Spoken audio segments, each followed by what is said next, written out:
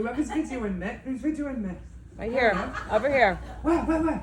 All over the place. Everyone's videoing.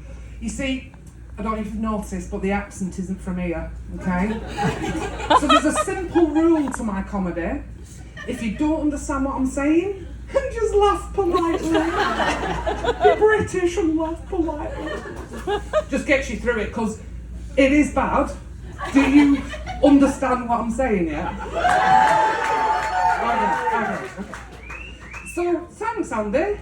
I'm humble.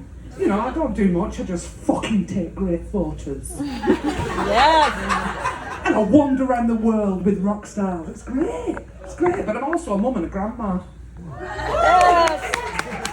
The hair is there for a reason, because it's fucking grey. But yeah, I travel the world, I see lots of things, and on this tour I've been driving myself, okay? So this is really fucking difficult, because your roads, what the fuck? No, seriously, highways and byways for fucking miles.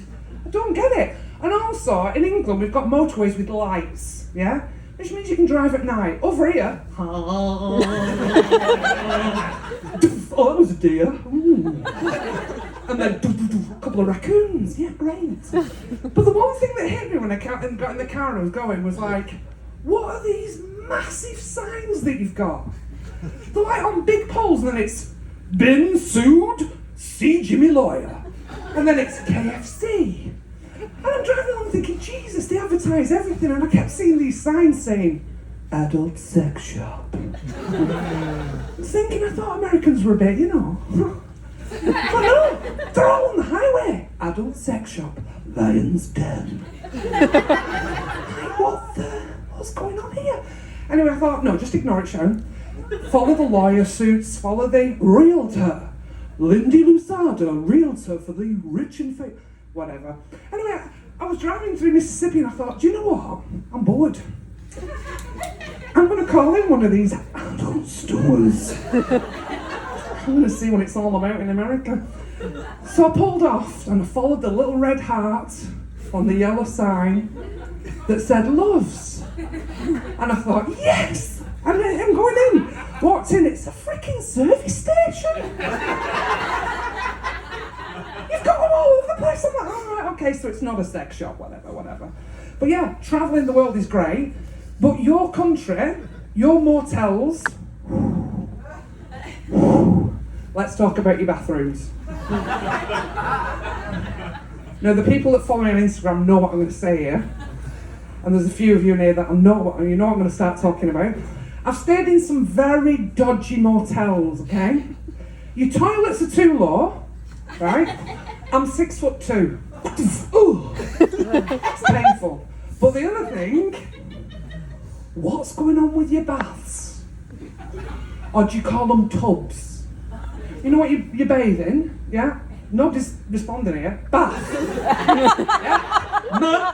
Lie in.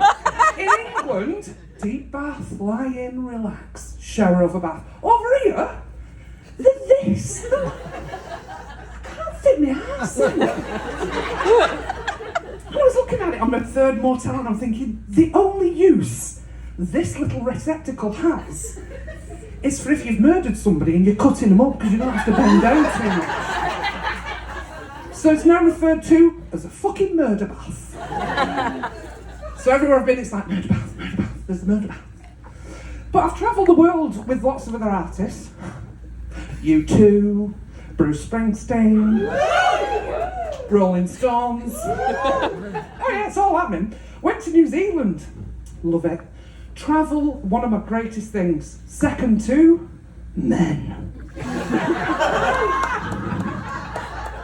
Me loves the cock. I'm a single lady of a certain age and persuasion. So travel allows you to sample the words of all the world. So this is a quick story. I don't know how much time I've got, but I'm going to throw it at you, okay? I'm in New Zealand. Woo! New Zealand men, sheep shaggers.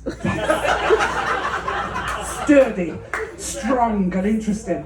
Anyway, I was in New Zealand and I was going to a place. Anybody been to New Zealand? Let me know.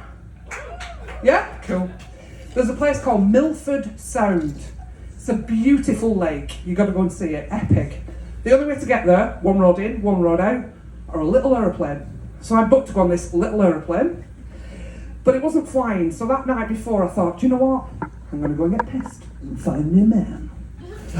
So I wandered out in the local bars of Queenstown. Lots of action. And I went with 2 friends that I'd made from Germany. Lovely people. So we started having a drink. There was a guy at the bar and I thought, yes, hello there. So I was wandering over and said, hi, I'm Sharon. He's like, blah, blah, blah. Thought he's half cut, he'll do. Come on. Come and sit with us. Turns out his name was Greg. G'day, I'm Greg. Don't mind, he had a pulse. So he sits at the table with us, sort of having a conversation, but the more Jack Daniels that was going down my throat, I wasn't asked. Fast forward, in a cab, going back to Greg's. Woohoo! Gets outside Greg's and he lives in this big fuck-off house. I was like, ka-ching. So we're going up the steps. I could barely walk, but I was okay. And then I'm watching him thinking, he can barely walk. What's he going to be able to do? Oh, this is not a good move. Gets to the steps, gets his keys out, put it in the door, he's like, shh. And I thought, shit, what dog's he got? Or has he got a Rottweiler? What's he got? And he was like, shh. And I turned to him and said, what? He went, the wife's asleep. Oh! Genuinely, I was like, down the steps as fast as I could. Got in the cab that I'd just got out of, back. So in the morning I woke up with the worst hangover. This story finishes great. Honestly. Got up in the morning with the worst hangover ever. I was like, fuck me. I've got to get in a little aeroplane. Gets the cab, goes to the airport. Yeah, we're flying today. I was like, oh God. Threw up in a flan pot. Gets to the counter, the woman said, can I have your name, please? Gives him a name. Just round the corner, you're a flight attendant there in your pilot. Gets round the corner. It's fucking Greg. I kid you not. It's fucking Greg. He stood there with his little clipboard and he looked up and he went, and I went, yes, hello, Greg. He's like, I'm so sorry. I said, 2 things here, Greg. 1, you're a knob. 2, I know how much you fucking drank last night. You're flying. He said, yeah, it's the norm. Honestly, so the moral of that story is don't date a New Zealander.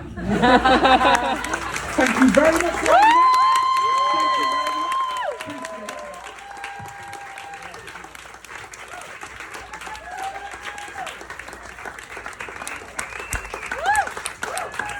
it. Let her hear it.